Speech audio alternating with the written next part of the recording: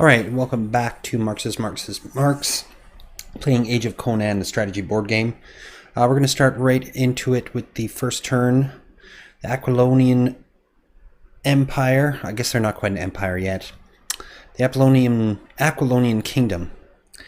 They're in control of Conan, so Conan's going to go ahead and travel on his adventure path into Nordheim. That gives the Aquilonians one of the tokens for Conan. It is a gold token. I think they're not going to use it. They're going to keep it.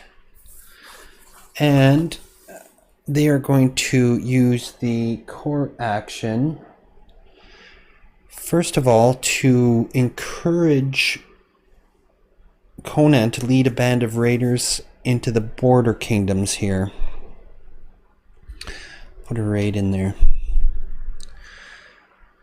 Also, with their court action, they are going to draw 2 cards.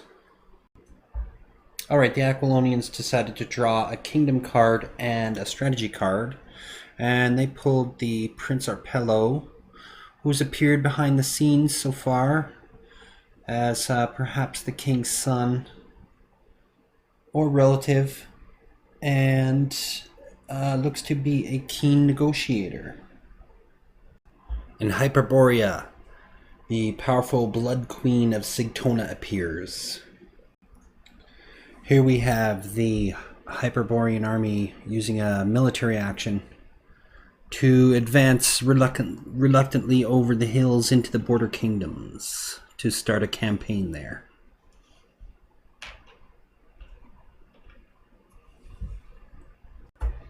Okay, so for the attack roll for the Hyperboreans in the border kingdoms, they roll and they've got 3 successes there. Now the border kingdoms get 2 dice. Well, they're not going to beat 3. So that is the first success on the campaign for the Hyperboreans.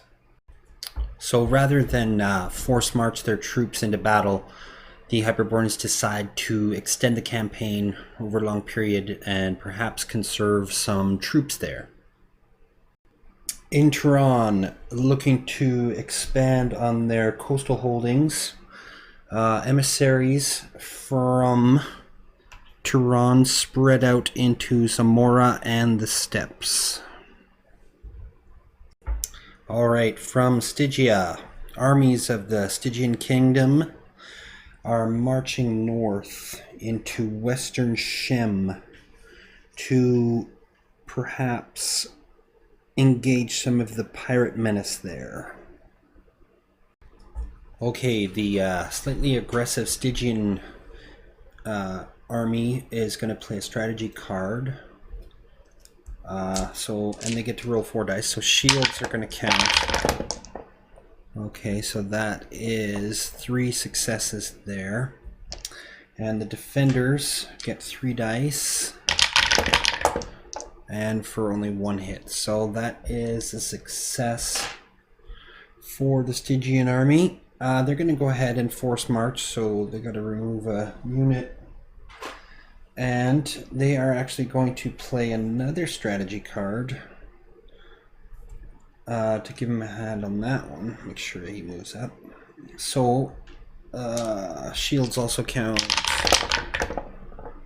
Alright, so 2 hits there. So, the defenders only need 2 hits to defend here. And that one doesn't count, so only 1 hit. So, it looks like the campaign in Western Shem is a success for the Stygians. So, with the use of some effective tactics, the Stygian army subjugates the province of Western Shem and is 1 step closer to winning in the war on the pirates. Okay, Conan once again moves from the border kingdoms north into Nordheim after he completed his quote-unquote mission for the Aquilonians. So that'll give the Aquilonians another token, and it is a woman token for 2 sorcery. I wonder if they should turn that in or not. I'm going to say no. They're going to keep it for the token. In Aquilonia, Prince Arpello decides to come forward and make himself known. And he's going to personally lead a group of emissaries south into the province of Zingara and the province of Argos. Back north in the border kingdoms, the Hyperborean army wishes to continue their campaign for the province. Alright, the second phase of battles in the border kingdoms. Wow, nice roll. 4 successes for the Hyperborean army. And this rolling is pretty much moot because they only get 2 dice. But no successes for the defender. So the Hyperborean army successfully subjugates the border kingdoms and gains 2 victory points as a result, and a fort. Okay, in Tehran, the Ghaznavi character appears as some kind of a traitor emissary for the Turanian kingdom. And as well, negotiations are going to begin with the tribal leaders of the steppes. Okay, the Turanian emissaries are ready to start chatting with the tribal lords, and it seems like the Turanians have some pull in the area. So with that, they've got 1 success here, and the defenders' counter rebuttal fails to have an effect. So it appears that the Turanians and the tribal leaders have come to some form of arrangement. Alright, the Stygians get to roll for a new set of fate dice.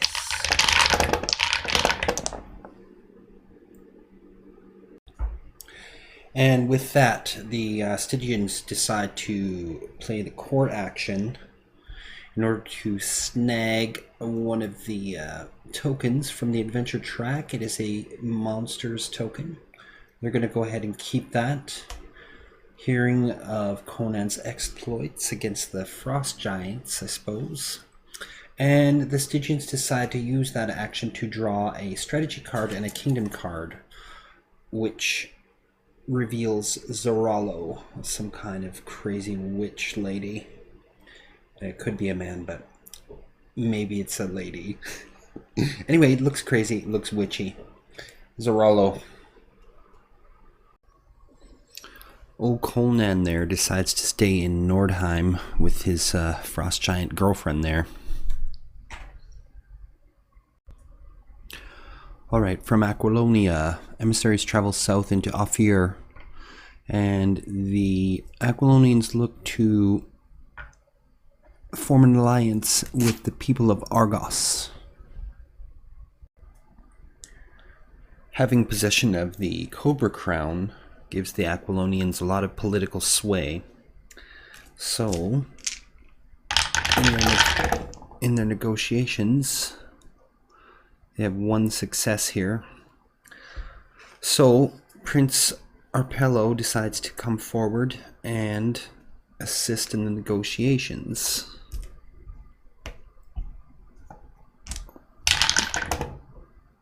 Oh, and he helped out somewhat. But as a counter, the people of Argos only have 1 thing to say, so it appears that the Aquilonians are successful. So the Aquilonians now have friends in Argos, and they get a nice, well-needed tribute. Now we return once again to the matter of Conan. So he's in the destination province, so the Aquilonians get a bonus token here. And a new adventure card is drawn. It is the Black Colossus. Conan, faces the menace of an ancient sorcerer and his horde in the province of Karaja. Conan turns his gaze southwards, and now the players are going to bid for his favor. Alright, in the push to influence Conan, the Aquilonians here bid a total of 9. The Hyperboreans bid a total of 9 also. The Turanians bid a total of 5. I think they just threw that away. And the Stygians bid a total of 4, and they threw theirs away also. So it looks like the Hyperboreans had, or sorry, the Aquilonians had a lot of good cards, so they thought they'd try and influence Conan once more. But it looks like the Hyperboreans, having no adventure tokens, Conan decides that he would like to help out the Hyperboreans for his next phase of adventures.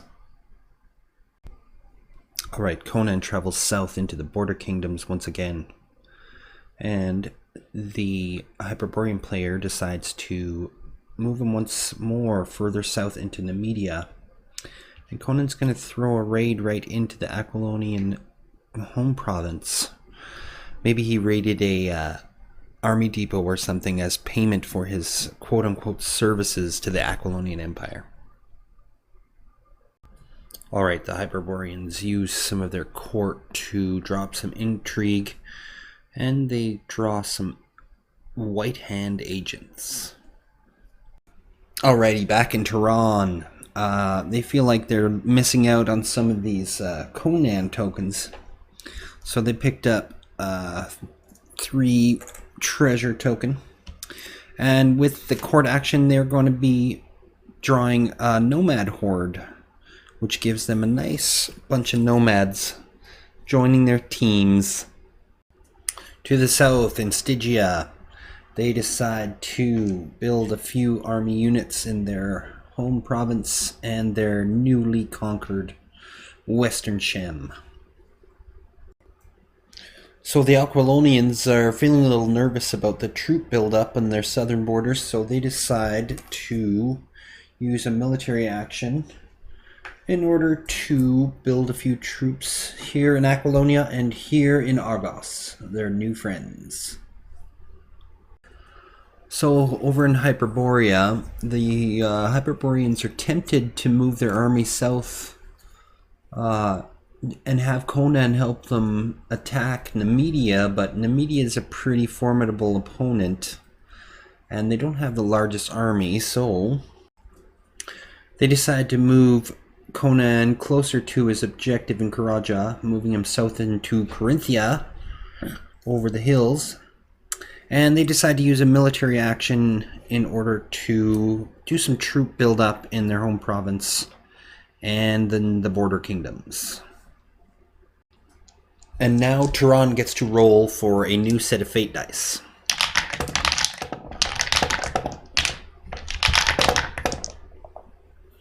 There you have it. Alright, well, the battle is on for Gulistan.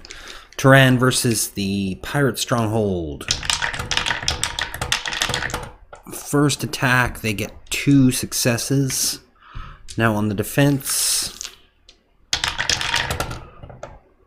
1 success for the defenders.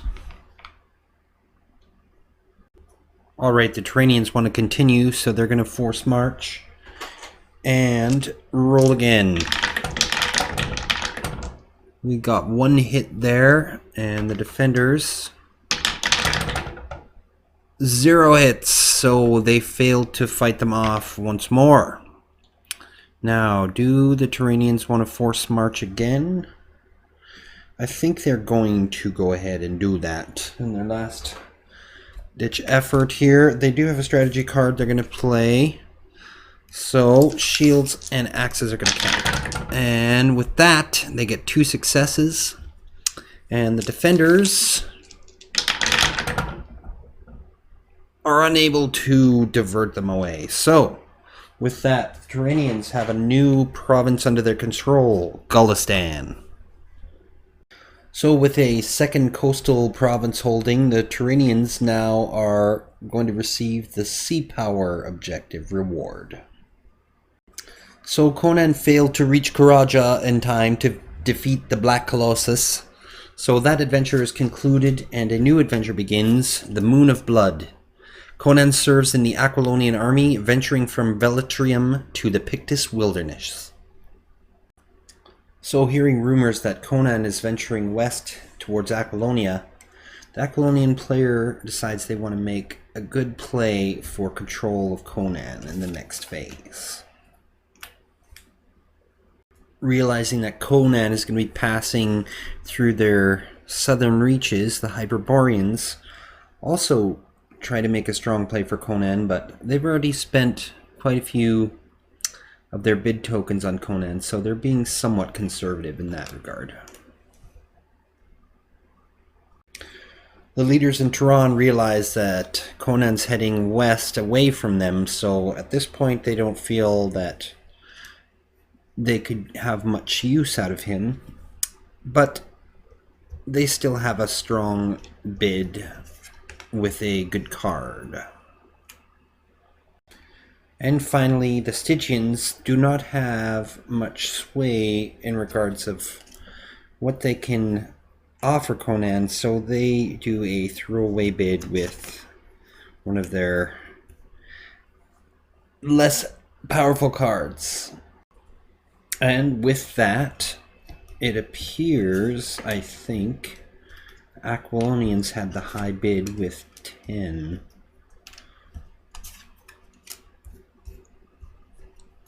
Yes, so it appears that Conan swayed by the Aquilonian leaders to join their side, at least for the moment. So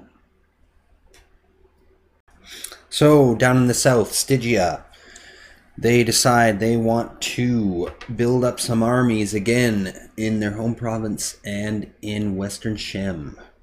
They also decide to bring in Zoralo the Witch.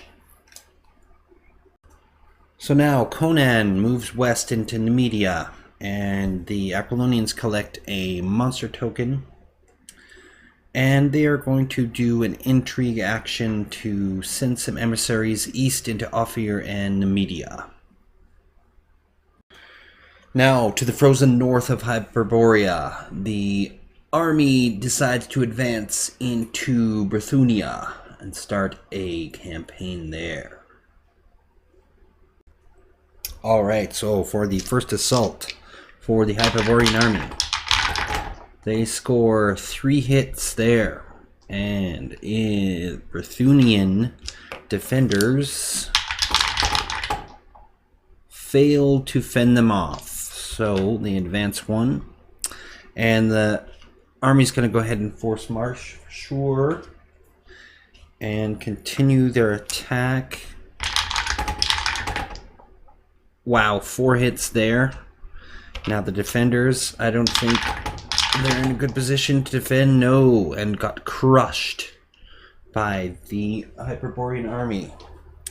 So another fort for the Hyperborean army. Tearing it up. Back in the east, Turan decides they wish to advance their armies south into Aranistan and looking to defeat the pirate menace there. Alright, so in the first wave of the assault, the Turanians score 2 hits there, and the defenders score 2 hits of their own. So that is managing to divert them off. Now, will they continue? I think they're going to try one more attempt. So the assault continues. 2 hits there. And now the defenders, 0 hits. So I believe the Turanian army will hold there rather than force march their already dwindling troops. Alright, so I think I'm going to cut this episode off here. What we've got is an overlook of the situation here in the land of Hyperborea. Over there in the west, the Aquilonians haven't spread too far, but they look poised to start having some influence on some of their neighboring countries with all those emissaries flying around there. Up in the north, the Hyperboreans have been on a tear, conquering a few easy opponents in the north. Over in the east, in the desert regions, the Turanians have spread themselves north and south and are looking at fighting some pirate menace and getting some objective points for that. As well, in the southern and western area, the Stygians have been slowly building up their army and are quite menacing to most of the other players right now. So they're putting the scare on everyone, and that's just fine with them. So with that, I think we'll let you go until next time, and hopefully you enjoy watching this playthrough, and hopefully you'll return to see it through to its conclusion. And thank you for watching Marx's Marks.